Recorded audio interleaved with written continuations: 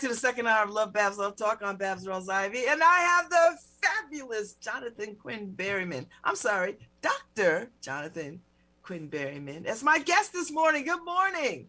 Good morning. Good morning. Can you hear me? Of course I hear you. I see you. Where you sitting at? Is this your house? This is my house. I'm sitting in front of my stoop. I said it's a beautiful day outside. I'm tired of being indoors. School is about to start again where I'm going to have to be somewhere inside. I said, you know what? I'm going to come and sit on the stoop this morning. I don't have a porch. Listen, a porch is anywhere, right? As you well know. So, yeah, school is getting started. Did you enjoy your summer?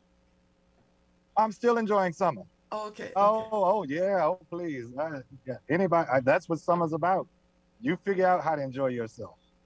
Figure out what that means now, because it changes. So Jonathan hangs out at the porch, right? And we have these rich conversations.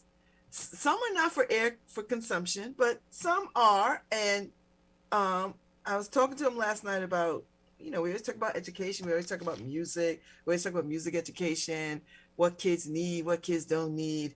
And it's like, you just come on this morning and give us a sense of where we are education-wise. I remember when I was a kid, Jonathan, we always had music. I grew up having music. I'm not a musician, but I always had music instruction, music appreciation. All the way through college, too, we had music appreciation. I don't know if they still have that in schools as a requirement. It was required. I mean, it was just part of my day. So, yes. So interestingly enough, here in New Haven, which, and I am biased, I admit that, but I think New Haven has one of the best educational systems in the state.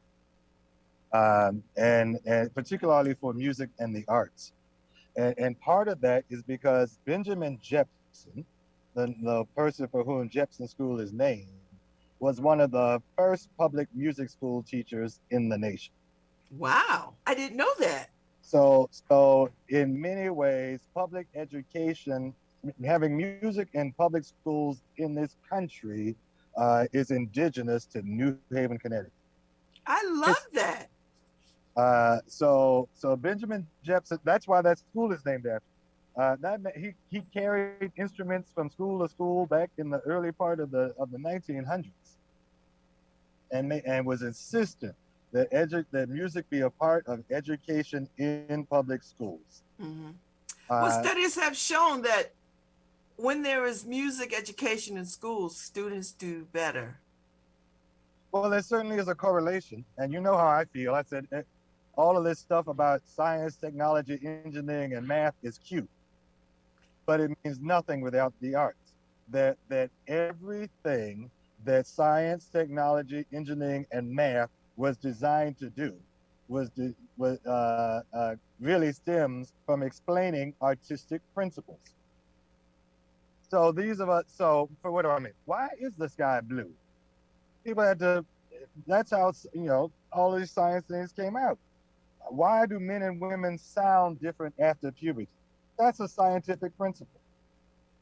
How is it that these pitches sound good and these don't? Well, that's about wavelength and how they interact. So everything we have, even the piano, that's an instrument. But do you know the technology that goes into building an instrument? The technological piece of instrument design is a whole separate entity from just being able to play it. And I love the way. Now I feel like I'm getting a real education right now. I love the way that you wove that into all the things we say kids need or interested in. The technology piece, the engineering piece, the building piece. And we're talking about an instrument. We're not talking about a rocket ship. We're talking about an instrument. And it requires the same commitment of intellect math skills, engineering skills, physics, geometry, all the things to make the instrument. I like it. And if you really look at what most people are doing now, even with technology, TikTok is still very musical. TikTok, Yes. TikTok is musical, it's music, it's theater, and dance. It's the triple threat that the arts have always known. We so just we now have a digital platform to enhance all of that. so we should be embracing more artistic expression and artistic exploration. That's what I'm hearing from you. So the artistic exploration is the foundation of everything we do. So what people are discovering and is if you can have the technological piece, but without the artistic piece, you don't know how to apply the technology. So it's important. Mm, I like that. I like that. So, So it's always been the marriage between the two.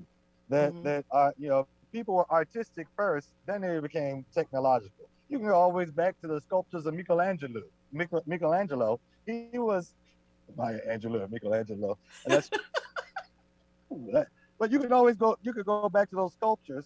He was an artist first, and then had to figure out the technology of how do I get what do I see out of this marble. Titian's red. He was an artist first. He said, "I'm going to make a red that they will be talking about for years to come." And Right. So he yes. was an artist first, but then the technological piece. How do I mix? How do I master these ingredients to make what I see in my head? Mhm. Mhm. Mhm. There's all kinds of science, technology, engineering, and math woven into the fabric of what arts really are. Mm. So New Haven is fortunate. We have a strong arts community that surrounds all these gazillion schools that we have, which I think is quite healthy and quite necessary. Um, are we reaching as many kids as we should with our arts programs in our schools? Well, I think at the K-8 level, we reach students. Do we go deeply enough is a whole nother question, Mm-hmm. right? You can reach me with stuff that I'm not impressed by. We we Oh. all get we all get approached to that stuff that we aren't impressed by. Go shopping at a store, they got lots of clothes. I ain't. Uh, so so at the pre-K through 8 level, it's more about being relevant. Are we reaching them with things that are relevant, and even if they're relevant to the discipline, are we showing embracing or surrounding and saturating students in how they are relevant to their culture and other cultures? Mm.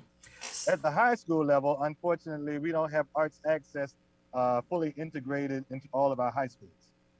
Okay. And that's simply an issue of let's just go on and do it and pay for it and stop playing. Uh, because once you get that educational appreciation K through 8, if you don't get it in high school, for some students, if they're not in some kind of musical program, like or going to a performing school, they lose access to it, except just popular music and what they enjoy. Well, and for me, I think we long realized that arts appreciation was not enough, right? Okay.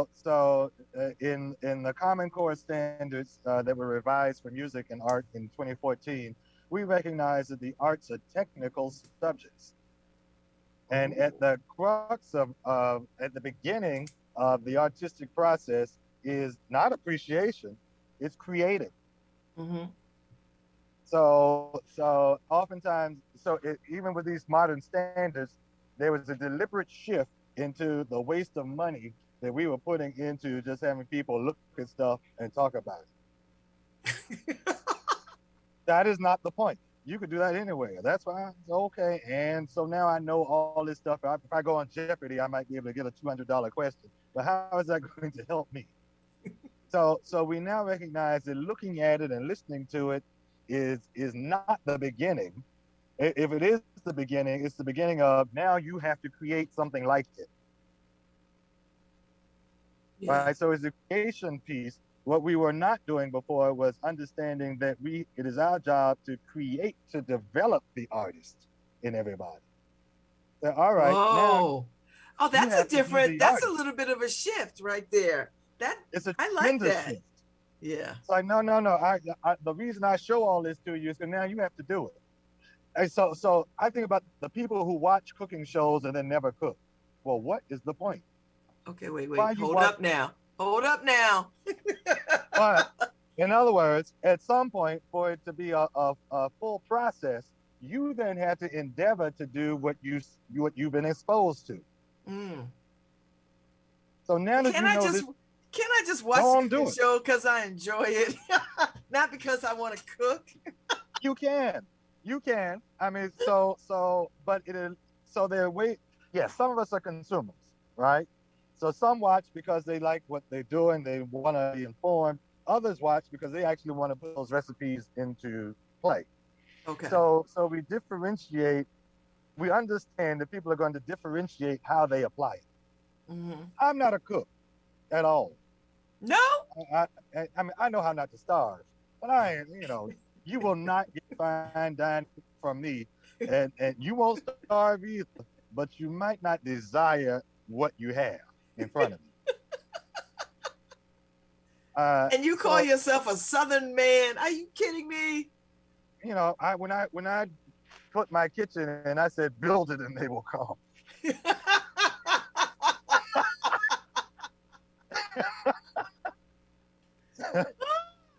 Oh my Somebody's gonna gosh. cook something. Ooh, this Somebody gonna cook. a convection microwave. Sure, I'll get that one. Somebody's gonna figure out how to use it. An air fryer. I got one. Somebody's gonna figure out. So if you like to cook, come on in.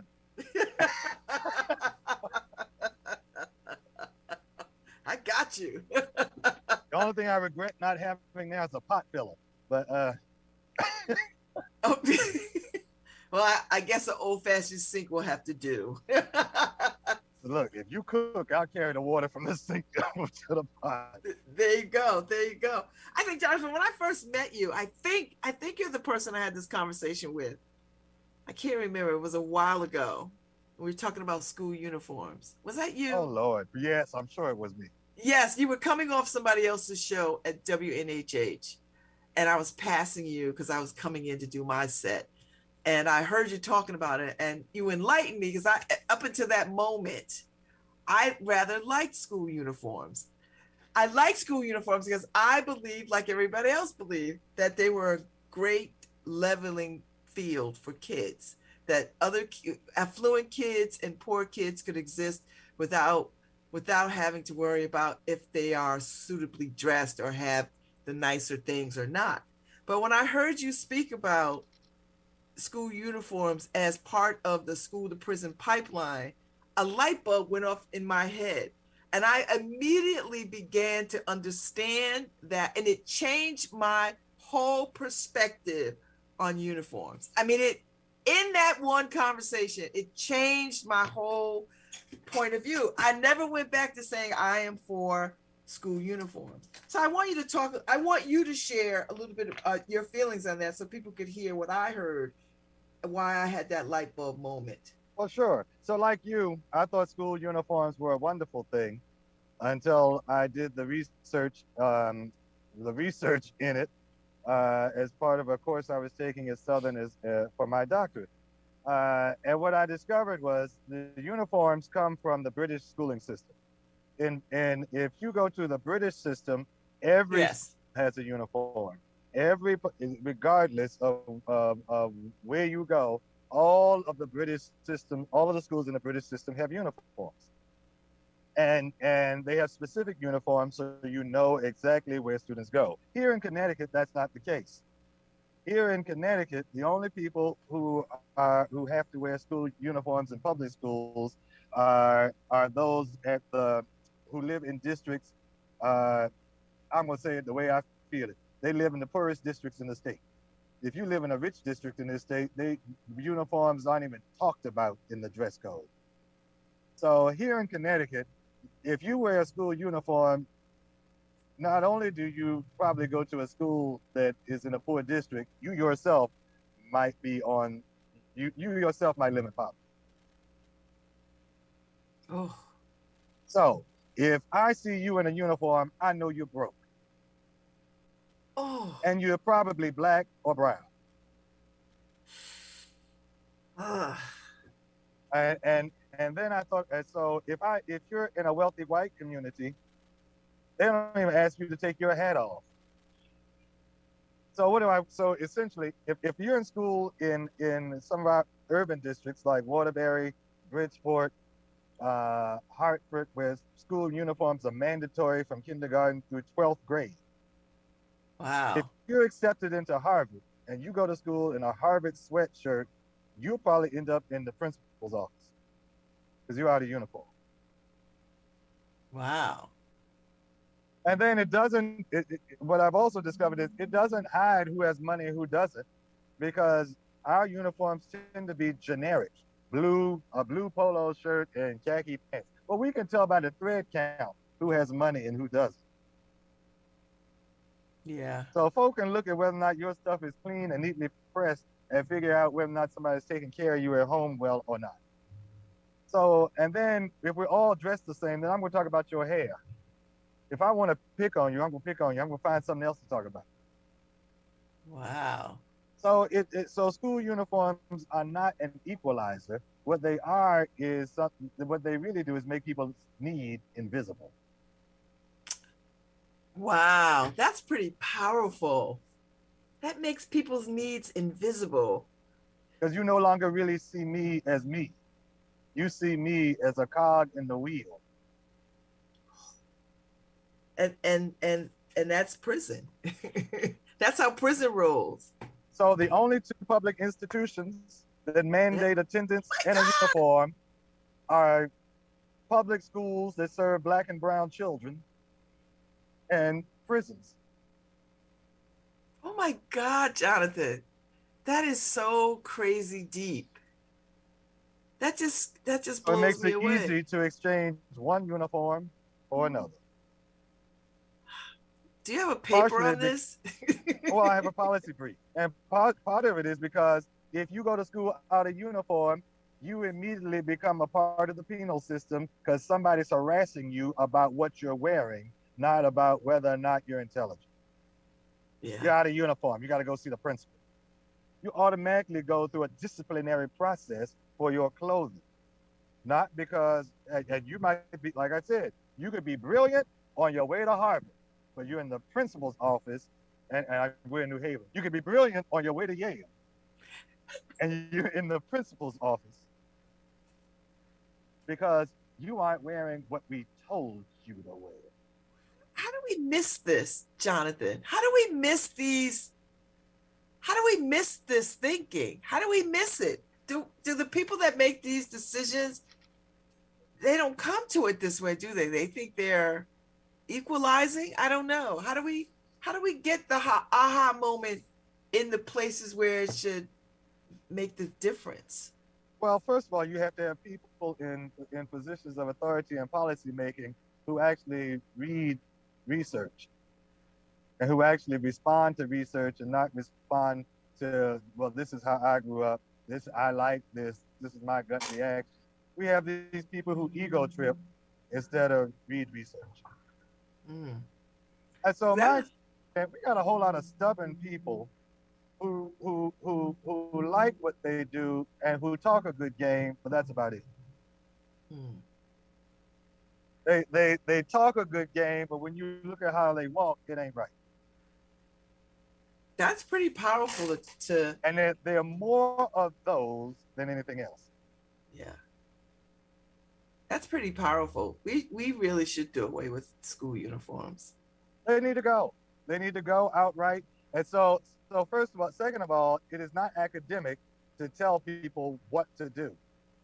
That is so low level in this place where we're talking about high academic achievement and being self-actualized and analyzing and creating. Yet I'm going to tell you this is what you do. That is not teaching. That is lording over somebody. You you have become an overseer, not an instructor. Ooh, So these wow. vestiges of slavery are still in our public schools. But we're Yeah, going to tell you what to do, when to do, how to do. And though we talk about academic freedom, you ain't got no limit. yeah. And it's I just finished reading 400 Souls, and the threads of slavery are so long and deep.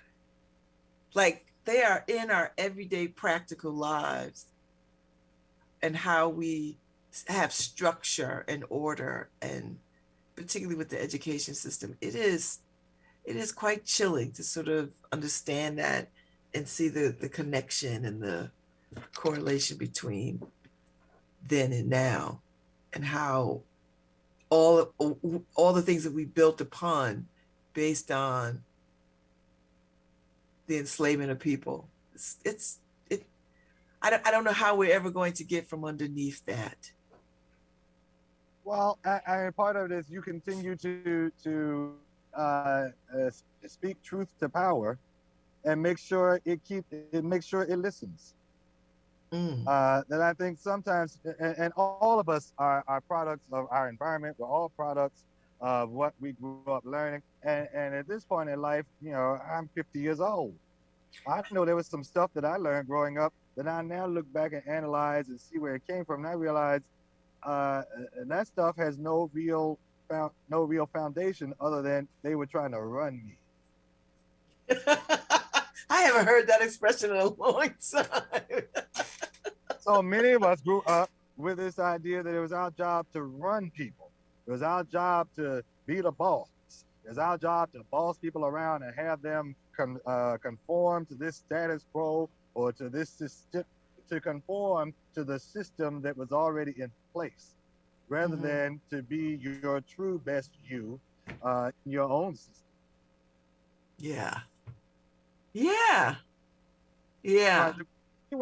We weren't talking about self-actualization. We were talking about acculturating and assimilating and fitting in to the what essentially is the white supremacist system that runs America.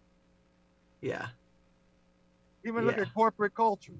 You were taught to do this, go to school, get a degree, get a job, and stay there until you retire, get your gold watch, and go off into the fields of Elysium happily. That has completely shifted. But people are still preaching that same old mess. Yeah. Go to school, go to college, get a good job. That's not even how it works anymore. And Yeah. nobody, they aren't talking about entrepreneurship. They aren't talking about what do you do well at, figure out how to do that. Everybody who's rich is talking about multiple streams of income, and we're still preaching go this one route. Mm. No, you do hair, you better learn how to do hair. You can get a corporate job, learn how to do that too. Do everything you can, do multiple streams of income. Yeah. I mean, I'm starting to sort of see the inroads of that, but I don't see it at the high school level or the school level.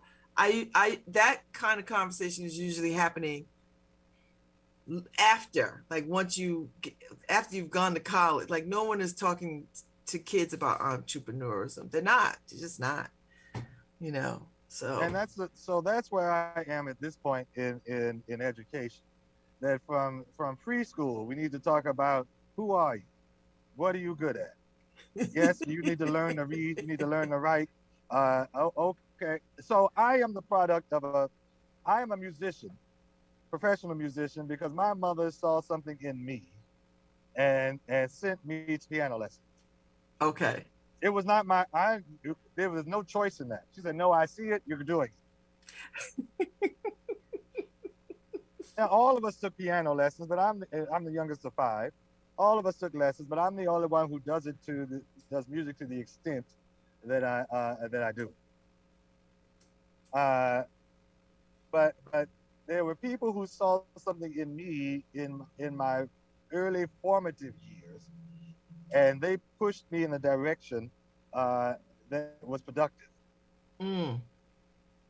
So do we have people who are looking at children and saying, you know, you do this very well. You might want to go. Let me expose you to this over here because I think you'll do well to that. Well in that. And maybe to some degree, because we have these performing art spaces here. You know, we have the school downtown and ECA and kids that gravitate to and the neighborhood music school and you know And we do. But we have a school system of 22,000 children. well, yeah. And my Yes. hunch is at best we're serving 2%. Yeah. But imagine if we put that question to everybody. I'm saying even if we got to the talented 10th, that would be 2,200 kids.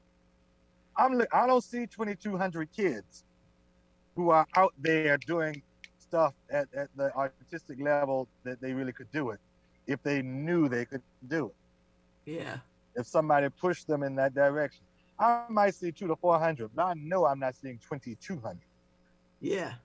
No, I think you're absolutely right. Because we'd imagine the dance groups, the orchestras, the bands, the choirs. We would have, if we had even 10% of our students doing it at a level that we know they could do, at that high level. No, I'm with you on that. I'm with you.